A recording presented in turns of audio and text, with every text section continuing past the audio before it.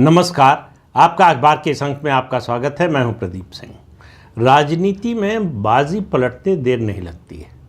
कब पलड़ा किस तरफ झुक जाए, किसकी तरफ झुक जाए, कुछ पता नहीं होता है। आपको याद होगा कि संसद में जब वक्फ संशोधन विधेयक पेश हुआ था, मोदी सरकार ने पेश किया था, तो एक वर्ग में जो भाजपा और मोदी का समर्थक है, बड़ी खुशी थी।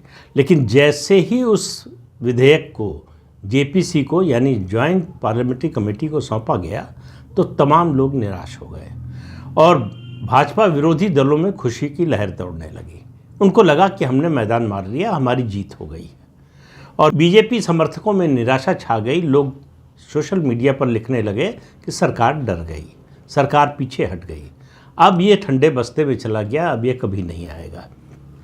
इस तरह की तमाम प्रतिक्रियाओं से उस समय सोशल मीडिया भरा पड़ा था, जिनका विश्वास जो है डिग गया था मोदी सरकार से कि सचमुच उलाना चाहती है या केवल जो है एक नैरेटिव बनाने के लिए, एक केवल चर्चा में आने के लिए ये काम किया था। लेकिन मैंने कई बार आपसे कहा है कि नरेंद्र मोदी जिस तरह से काम करते हैं, उनकी सरकार काम करती है, उनका अपना एक कैलेंडर है, वो उसके अनुसार चलते हैं। कब क्या करना है, कब कौन सा विधेयक लाना है, कानून लाना है, कौन सी नीति बनानी है, किसकी घोषणा करनी है, किसको लागू करना है, ये पहले से तय होता है। तो कई बार जानकारी के अभाव में हम गलत नतीजे पर पहुंच जाते हैं, गलत निष्कर्ष पर भी पहुंच जाते हैं। अब नया जो हुआ है उसके बारे में बात कर ले। और जो नया हुआ है वो कल ही हुआ है, ज़्यादा देर नहीं हुई है, 24 घंटे भी नहीं हुए हैं। जेपीसी की बैठक दिल्ली में हुई। आखिरी बैठक 2 दिन की 24 और 25 जनवरी को पहले से होना तय थी। इसमें क्लॉज बाय क्लॉज जो है, जो अलग अलग संशोधन आए हैं उन पर विचार होना था। इस बैठक में मारपीट की नौबत आ गई। पहले विपक्ष ने ही मांग की थी कि क्लॉज बाय क्लॉज चर्चा होगी, फिर विपक्ष इस मांग से मुकर गया। और जब मुकर गया और क्लॉज बाय क्लॉज जो है वो ये रूलिंग आ गई कि नहीं होगी वोटिंग, तो कहा कि जो है हमको अपनी बात रखने का मौका नहीं दिया जा रहा है। जेपीसी के अध्यक्ष जगदम्बिका पाल ने 22 जनवरी तक का समय दिया था सभी सदस्यों को कि जो संशोधन आए हैं उन पर आपका जो विचार हो, आप सहमत हो, असहमत हो, या इसके अलावा अगर आप कुछ कहना चाहते हो तो 22 जनवरी तक लिखित में दे दें। तो आपको उसका समर्थन करने, विरोध करने की खुली छूट थी, कोई नहीं रोक रहा था। तो कल हुआ क्या? कल इस बैठक में मीर वाइज को जम्मू कश्मीर से बुलाया गया था, उनको अपना पक्ष रखना था। अब विपक्ष के सांसदों को लगा कि मीर वाइज जो है इस विधेयक या ये जो कानून बन रहा है, वक्फ अमेंडमेंट एक्ट जो बन रहा है, नया कानून आ रहा है, इसके पक्ष में बोल सकते हैं। इस डर से हंगामा मचाया गया, मारपीट की स्थिति आ गई। आखिरकार अध्यक्ष जगदम्बिका पाल को इंटरवीन करना पड़ा, हस्तक्षेप करना पड़ा और विपक्ष के 10 सांसदों को एक दिन के लिए यानी 24 जनवरी के लिए इस समिति की कार्यवाही से निलंबित कर दिया गया। अब ये सदस्य कौन हैं, आप इनके नाम सुन लीजिए, आपको समझ में आ जाएगा कि इनका एजेंडा क्या है। तृणमूल कांग्रेस के कल्याण बनर्जी जो सबसे मुखर है, जो सबसे एग्रेसिव हैं, इन्होंने ही बोतल तोड़ी थी, उनको चोट लग गई थी हाथ में, आपको याद होगा पिछले दिनों। उसके अलावा मोहम्मद जावेद, ए राजा, असदुद्दीन ओवैसी, नासिर हुसैन, मोहिबुल्ला, एम अब्दुल्ला, अरविंद सावंत, ये उद्धव ठाकरे की पार्टी के नेता हैं, नदीमुल हक और इमरान मसूद। तो इनके नाम से स्पष्ट है कि इनका रवैया क्या होगा और ये किस पक्ष में खड़े हैं, किसके खिलाफ खड़े हैं। लेकिन आप ये मान कर चलिए, और जेपीसी के चेयरमैन ने एक अंग्रेज़ी अखबार को दिए इंटरव्यू में कहा है कि हमारी रिपोर्ट तैयार है, लगभग ड्राफ्ट रिपोर्ट जो है वो 25 तारीख को सर्कुलेट हो जाएगी सदस्यों के बीच में, और उसके बाद ये जो है लोकसभा सचिवालय को चली जाएगी। वहाँ जो टीम होती है, कोई भी नया लेजिस्लेशन आता है तो उसकी स्क्रूटनी करती है कि लेजिस्लेटिव नॉर्म्स जो है उनके मुताबिक है कि नहीं। उसके बाद वापस जेपीसी अध्यक्ष के पास आएगी और उन्होंने कहा कि बजट सेशन में इस रिपोर्ट को हम टेबल कर देंगे। अब इससे विपक्ष में हंगामा मच गया, बड़ी बेचैनी हो गई। उनको लग रहा था कि इसको हम टालते रहेंगे और बीजेपी भी शायद इसको ठंडे बस्ते में डाल देगी। अब उनको विश्वास नहीं हो रहा है कि बीजेपी और नरेंद्र मोदी की सरकार इस संशोधन विधेयक को पास कराना चाहती है, कानून बनाना चाहती है। लेकिन सरकार के मन में किसी भी स्तर पर कहीं भी कोई शंका नहीं थी। इस कमेटी ने जितना विस्तृत चर्चा हो सकती थी, किसी और जेपीसी में किसी विषय पर इतनी विस्तृत चर्चा नहीं हुई। 34 बैठकें हुई दिल्ली में, उसके अलावा कई राज्यों का दौरा किया कमेटी ने।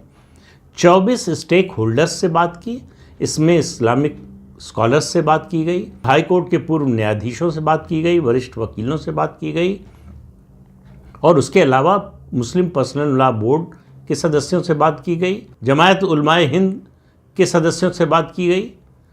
और इन सब से बात करने के बाद जो है, जो संशोधन आए हैं उन पर विचार करने के बाद ड्राफ्ट रिपोर्ट तैयार हो रही है। तो ये रिपोर्ट आनी है और ये कानून बनना है। इससे पहले अभी 3-4 दिन पहले की बात है, कमेटी की बैठक हुई थी उत्तर प्रदेश में और उत्तर प्रदेश सरकार ने जो आंकड़े दिए कमेटी को, वो चौंकाने वाले हैं। हम में, आप में से भी, और जो लोग लखनऊ के रहने वाले हैं, उत्तर प्रदेश के रहने वाले हैं, उनमें से भी ज़्यादातर लोगों को पता नहीं होगा। एक बात तो ये कि जितनी भी ज़मीन वक्फ के पास है उत्तर प्रदेश में, उसका 78%, 78% ज़मीन सरकारी ज़मीन है, यानी अवैध कब्जा है वक्फ बोर्ड का। तो ये योगी जी ने जो बात कही थी कि ये वक्फ बोर्ड है या ज़मीन कब्जा बोर्ड है, ये समझना बड़ा मुश्किल है। तो वो तथ्यों के आधार पर बोल रहे थे, वो कोई पॉलिटिकल स्टेटमेंट नहीं दे रहे थे। और उससे बड़ी बात, जो लखनऊ और आसपास के लोगों या लखनऊ जो भी गए हैं, उनके लिए चौंकाने वाली बात हो सकती है कि लखनऊ अगर आप गए हैं या रहने वाले हैं तो जानते ही होंगे 2 जगहों के नाम, बड़ा इमामबाड़ा और छोटा इमामबाड़ा। ये एक तरह से टूरिस्ट प्लेस भी है। ये दोनों इमारतें, ये दोनों संपत्तियां वक्फ की नहीं हैं, ये सरकारी संपत्तियां हैं। और उसके अलावा फैज़ाबाद यानी अयोध्या, वहाँ एक मकबरा है, बहू बेगम का मकबरा, जिस पर वक्फ बोर्ड का दावा है कि उसका है। वो जब कागज़ देखे गए तो उसमें पता चला कि वो ज़मीन भी सरकार की ज़मीन है, वक्फ की ज़मीन नहीं है। तो आप अंदाज़ा लगाइए कितनी बड़ी मात्रा में ज़मीन पर देश भर में अवैध कब्जा हुआ। जाहिर है कि उत्तर प्रदेश सबसे बड़ा प्रदेश है देश का, तो सबसे ज़्यादा कब्जे यहीं पर हुए हैं। कितने बड़े पैमाने पर अवैध कब्जे से ये ज़मीनें मुक्त होंगी। ये जो कांग्रेस पार्टी ने आज़ादी के बाद मुस्लिम समाज को ये अधिकार दिया था, कानून बनाकर अधिकार दिया कि जहाँ चाहो जितनी चाहो ज़मीन पर कब्जा कर लो, तो ये जो कब्जे की छूट थी उसकी मदद के लिए जो कानून बना था, उसी कानून में संशोधन हो रहा है। अब 2 चीज़ें इसमें हो रही हैं, देखिए, जिससे और परेशानी होगी ये वक्फ बोर्ड और उसके जो पैरोकार हैं उनको। एक, वक्फ एक्ट में जो पहले था, जिसमें अब संशोधन होने जा रहा है, ये एक प्रोविज़न था कि वक्फ बाय यूज़, कि अगर कोई ज़मीन ऐसी है जो वक्फ नहीं की गई है लेकिन वक्फ बोर्ड के इस्तेमाल में है लंबे समय से, तो वो वक्फ की ज़मीन हो जाएगी। जो संशोधन हो रहा है उसके मुताबिक वक्फ बाय यूज़ का प्रोविज़न ही ख़त्म कर दिया जाएगा। और दूसरा, वक्फ बाय नॉन यूज़, इसका मतलब ये है कि मान लीजिए मेरी ज़मीन है, मैंने वक्फ कर दी कि ये यहाँ पर मस्जिद बननी चाहिए या कुछ और बनना चाहिए, और सालों से उस पर खेती हो रही है, वहाँ कोई मस्जिद नहीं है, कोई स्ट्रक्चर नहीं बना है, तो वो ज़मीन सरकार की ज़मीन होगी, वो वक्फ की ज़मीन नहीं होगी। अब इससे आप आने वाले दिनों में अंदाज़ा लगाइए कितना बड़ा परिवर्तन, कितना बड़ा बदलाव होने वाला है। इसीलिए बेचैनी है। जो ये कानून बनाकर मुस्लिम तुष्टीकरण की राजनीति कर रहे थे, जो देश की कीमत पर, देश के विकास की कीमत पर, लोगों की गाढ़ी कमाई के टैक्स के पैसे की कीमत पर अपनी राजनीति चमका रहे थे, उनके लिए समस्या कठिन होने वाली है, उनके लिए मुश्किल भरे दिन आने वाले हैं। इसलिए बेचैनी ज़्यादा है। तो इसलिए ये संशोधन विधेयक इसी सत्र में, यानी बजट सत्र में पेश होगा और मुझे उम्मीद है कि ये पास भी होगा। क्योंकि सरकार जब तक वो इस बात को इंश्योर नहीं कर लेगी ये वो पास कराने की स्थिति में है, तब तक उसे पेश नहीं करेगी। तो अगर सरकार पेश करने जा रही है तो आप मान कर चलिए कि वो इसे पास कराने की स्थिति में है, वो जो फ्लोर मैनेजमेंट होता है उसका इंतज़ाम कर चुकी होगी। वक्फ एक्ट में संशोधन, मेरा मानना है कि इसका इम्पैक्ट पूरे देश में पड़ेगा और पूरे देश की राजनीति पर पड़ेगा। ये इतिहास बनाने वाले लेजिस्लेशन हैं, ये इतिहास को नया मोड़ देने वाले लेजिस्लेशन हैं, ये देश में एक नए नैरेटिव को आगे ले जाने और मजबूत करने वाले लेजिस्लेशन हैं। वक्फ एक्ट में संशोधन हो सकता है, उसको कोई हाथ लगा सकता है। 2014 से ये कल्पना से भी बाहर था और जिस तरह से इसमें समय समय पर संशोधन करके इसको और ताकतवर बनाया गया, और 2013 में मनमोहन सिंह और सोनिया गांधी की सरकार ने तो हद ही कर दी थी कि कोई सवाल नहीं उठा सकता। वक्फ जिस जमीन को कह देगा कि ये हमारी है वो उसकी हो जाएगी। अब इस तरह का अंधेर कौन से संविधान का अंग है?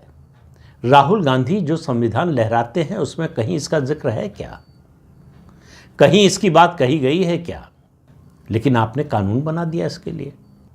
संविधान का मजाक बनाकर आपने ऐसे कानून बनाए जिससे आपकी राजनीति मजबूत हो, जिससे आपका वोट बैंक मजबूत हो। तो वोट बैंक मजबूत करने के लिए आपने दांव पर क्या लगाया?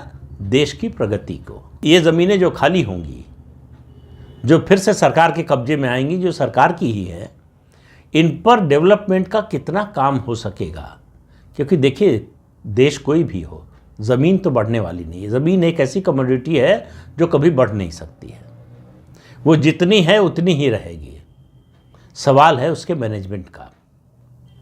तो आपको फैक्ट्री लगाना है तो ज़मीन चाहिए, अस्पताल खोलना है तो ज़मीन चाहिए, स्कूल खोलना है, विश्वविद्यालय खोलना है, ज़मीन चाहिए, आपको एयरपोर्ट बनाना है तो ज़मीन चाहिए, आपको हाईवे बनाना है तो ज़मीन चाहिए।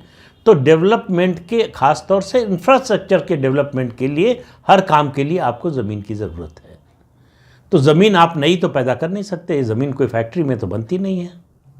और जो ज़मीन है, अगर वो इस तरह के अवैध कब्जे में चली जाए तो आप समझिए कितनी बड़ी समस्या। ये राष्ट्रीय समस्या है, ये किसी प्रदेश की या किसी इलाके विशेष की समस्या नहीं है। इस समस्या को बनाया गया हिंदू मुस्लिम समस्या के रूप में कि वक्फ एक्ट में अगर संशोधन की बात करोगे, उसमें बदलाव की बात करोगे, वक्फ बोर्ड ने जिन ज़मीनों पर, सरकारी ज़मीनों पर अवैध कब्जा कर रखा है, उसको छुड़ाने की बात करोगे, तो इसका मतलब आप मुस्लिम विरोधी हैं। इसका मतलब आप हिंदू मुस्लिम दरार पैदा करना चाहते हैं, सांप्रदायिकता फैलाना चाहते हैं, आप समाज को तोड़ना चाहते हैं धार्मिक आधार पर। इस तरह के आरोप लगाए जाएंगे, लेकिन देश के बारे में मत सोचो। इससे देश का क्या नुकसान हो रहा है, देश की प्रगति कैसे बाधित हो रही है, लोगों के रोजगार के अवसर कैसे कम हो रहे हैं, इन सब के बारे में मत सोचिए।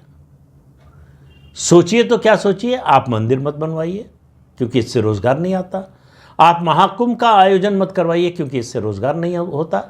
तो ये जो अनपढ़ लोग हैं उनकी समझ में आ ही नहीं सकता कि मंदिर हो या महाकुंभ का आयोजन हो, ये रोजगार को कैसे बढ़ाते हैं, ये आर्थिक विकास को कैसे बढ़ाते हैं, ये बात उनकी समझ में नहीं आएगी क्योंकि वो समझना नहीं चाहते। उनको मालूम है कि अगर इस बात को वो समझ लेंगे तो उनको समर्थन करना पड़ेगा, कैसे विरोध करेंगे फिर, और विरोध उनको करना ही है। तो वक्फ संशोधन विधेयक जो आने वाला है बजट सत्र में संसद में, उसके बाद आप देखिएगा कि इस देश की राजनीति में किस तरह का बदलाव आता है। और अगर ये पास हो जाता है तो आप समझिए कि ये जो एनडीए बना है नया 4 जून 2024 के बाद, उसकी भी ये अग्नि परीक्षा है, वो भी इस अग्नि परीक्षा से पास हो जाएगा। और प्रधानमंत्री नरेंद्र मोदी के बारे में जो ये अंदाज़ा लगाया जा रहा था, अटकल लगाई जा रही थी कि वो गठबंधन की सरकार नहीं चला सकते क्योंकि ऐसी सरकार चलाने का अनुभव नहीं है, वो एजेंडा भी, वो नैरेटिव भी ख़त्म हो जाएगा इस संशोधन विधेयक के पास होते ही। तो इस अंक में इतना ही, अगले अंक में फिर मिलेंगे किसी नए मुद्दे के साथ। तब तक के लिए अनुमति दीजिए। आपसे अनुरोध है कि ये चैनल देखिए, शेयर कीजिए, लाइक कीजिए और सब्सक्राइब जरूर कीजिए। नमस्कार।